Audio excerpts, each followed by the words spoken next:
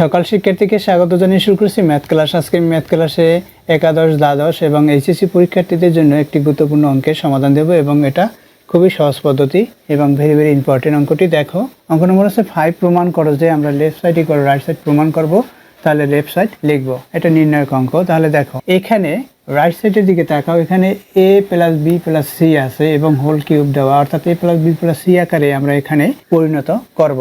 অর্থাৎ এখানে রো অথবা কলাম যে কোনো একটিতে a plus B plus C আকারে পরিণত করব, যে কোনো একটিতেই আমাদের a plus B plus C আকারে পরিণত করতে হবে, হয় আমাদের রোতে অথবা কলামে। তাহলে দেখো এখানে a plus B plus C আকারে তৈরি করতে হলে এখানে এর প্রথম ভুক্তির দিকে তাকাও, এখানে a minus B minus C দেওয়া আছে।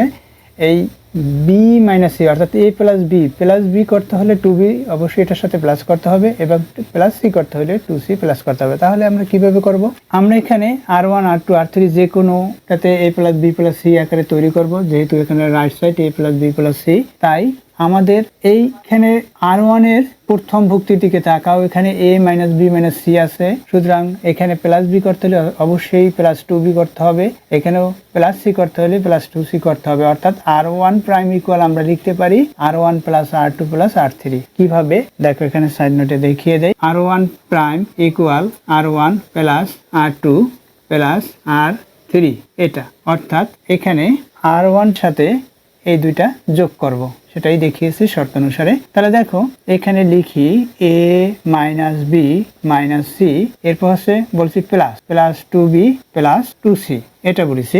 r1 এর প্রথম ভুক্তি লিখলাম, এরপর দ্বিতীয় ভুক্তি দেখো এখানে 2a আছে, 2 এর সাথে প্লাস দিয়ে এটা প্লাস করব, অর্থাৎ b minus C minus a, এটা প্লাস করেছি, এরপর প্লাস এখানে 2c আছে, 2c লিখি 2c, এটা লিখেছি। এরপর হচ্ছে এটার সাথে দেখো এখানে 2a আছে, 2a লিখি 2a, এরপর হচ্ছে plus 2b plus C minus a minus b।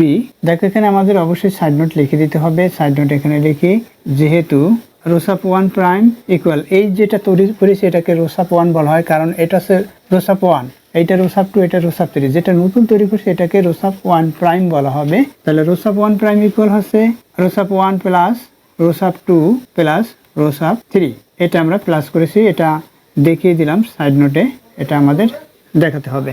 এরপর এটা অপরিবর্তিত অবস্থা লিখি, এখানে প্রথম ভুক্তি 2b, দ্বিতীয় ভুক্তি হচ্ছে b minus C minus a, তৃতীয় ভুক্তি হচ্ছে 2b, তাহলে এখানে 2b লিখি।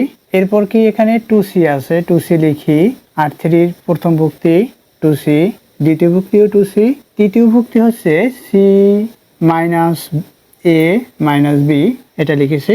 দেখো এই শর্ত অনুসারেই এখানে করেছি, সেই শর্তটি এখানে সাইড নোটে দেখিয়ে দিলাম। এখানে এখন কি হবে, r1 প্রাইম এগুলো যদি আমরা প্লাস করি তাহলে দেখো এখানে কি হয়, এখানে a আছে, এখানে a নেই, সুতরাং শুধুমাত্র একটি a আছে, a লিখলাম।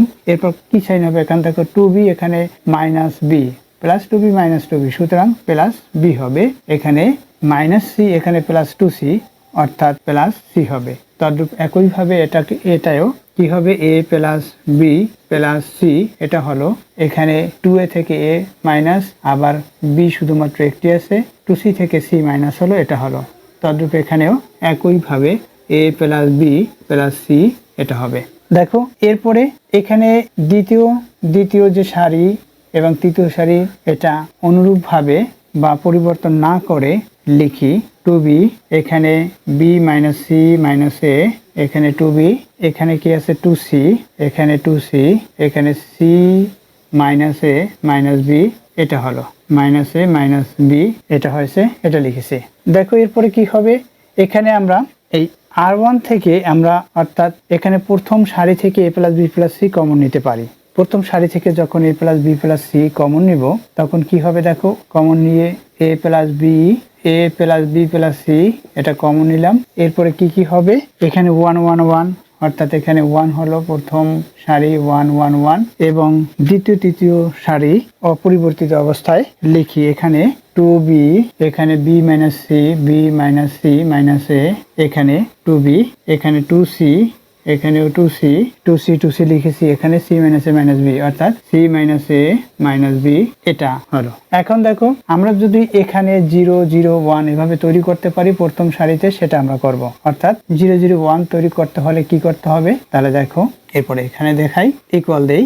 এখানে কি আছে, এখানে প্রথমে এ প্লাস বি প্লাস সি এটা আছে, ব্র্যাকেট দেই, এরপর হচ্ছে মডুলাস চিহ্ন দিলাম। এখন প্রথম কলাম থেকে দ্বিতীয় কলাম মাইনাস করব, সেটা প্রথম কলামে লিখবো, অর্থাৎ C1 প্রাইমে লিখবো। আবার দ্বিতীয় কলাম থেকে তৃতীয় কলাম মাইনাস করব, অর্থাৎ C2 মাইনাস C3 হবে, এটা C2 প্রাইমে লিখবো। অর্থাৎ দেখো এখানে দেখিয়ে দেই 1 মাইনাস 1 2b, এই যে 2b লিখেছি মাইনাস দিয়ে এটা লিখবো, এটা মাইনাস দিয়ে লিখলে এখানে সাইন পরিবর্তন হবে, এখানে প্লাস আছে মাইনাস হবে, অর্থাৎ সরাসরি লিখি minus B plus C plus A, অর্থাৎ মাইনাস করেছি তাই এটা হলো। এখানে কি হবে, 2c minus 2c minus 2c এটা হলো। অর্থাৎ আমরা কি করেছি, C1 prime equal C1 minus C2, অর্থাৎ কলাম 1 মাইনাস কলাম 2 করেছি যেহেতু দেই। এরপর এবং C2 প্রাইম ইকুয়াল C2, অর্থাৎ কলাম 2 মাইনাস কলাম 3 এটা করব। তাহলে দেখো এখানে কি আছে, 1 মাইনাস 1 হবে, আবার লিখি 1 মাইনাস 1 হবে, এরপর কি b minus c minus a, এরপর সে মাইনাস 2b এটা হলো। এরপর এখানে কি হবে, 2c মাইনাস c, অর্থাৎ এইটা থেকে এটা মাইনাস, সাইন পরিবর্তন হবে, প্লাস a প্লাস b এটা হলো। এরপর কলাম 3 যা আছে সেটা অনুরূপভাবে লিখি, অর্থাৎ কলাম 3 অপরিবর্তিত অবস্থায় লিখতে হবে। এখানে 1 আছে, এখানে 2b আছে, এখানে c minus a minus b এটা হলো, এখানে c minus a minus b এটা লিখেছি। এই যে এই শর্ত অনুসারে আমরা করেছি, এই শর্ত অনুসারে করেছি। দেখো এরপর দেখো কি হবে, দেখো এখন এখানে কি হয় সেটা লিখি। এখানে a plus b plus c এটা আছে, এটাকে আমরা ব্র্যাকেট দেই। এরপর দেখো এখানে 1 মাইনাস 1 অর্থাৎ 0 হবে, এখানে কি হবে 2b থেকে b মাইনাস অর্থাৎ b হবে প্লাস b, অর্থাৎ এটা যদি আমরা সাজিয়ে লিখি তাহলে কি হবে, a plus b plus c এটা হবে এখানে। এরপর হচ্ছে 2c মাইনাস 2c, এখানে দেখো 2c মাইনাস 2c অর্থাৎ প্লাস 2c মাইনাস 2c অর্থাৎ 0 হবে এখানে। এখানে কি 1 মাইনাস 1 অর্থাৎ 0 হবে, 0 লিখি। এরপর কি আছে, এখানে দেখো এখানে minus a minus b minus c হলো, কারণ এখানে দেখো এখানে 2b থেকে মাইনাস 2b অর্থাৎ প্লাস 2b মাইনাস b হবে।